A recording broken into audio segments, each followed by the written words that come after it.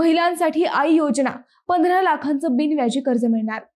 राज्यातील महिलांसाठी एक मोठी आनंदाची बातमी समोर आली आहे। आता पर्यटन क्षेत्रात स्वतःचा व्यवसाय सुरू करू इच्छिणाऱ्या महिलांना तब्बल 15 लाख रुपयांपर्यंतचं बिनव्याजी कर्ज मिळणार आहे। मंडळी, महिलांना आर्थिकदृष्ट्या सक्षम आणि स्वावलंबी बनवण्यासाठी राज्य शासनाच्या पर्यटन विभागाने आई म्हणजेच आदिशक्ती महिला सन्मान ही योजना सुरू केली आहे। या योजनेअंतर्गत पर्यटन क्षेत्रात नवीन व्यवसाय सुरू करणाऱ्या किंवा आधीपासून व्यवसाय करणाऱ्या महिलांना 15 लाख रुपयांपर्यंतच्या कर्जांवरील व्याजाचा परतावा दिला जाणार आहे। म्हणजेच कर्जाचे हप्ते वेळेवर भरल्यास हे कर्ज महिलांसाठी बिनव्याजी ठरणार आहे। या योजनेत पर्यटन क्षेत्राशी संबंधित तब्बल 41 प्रकारचे व्यवसाय आणि उद्योगांचा समावेश करण्यात आला आहे।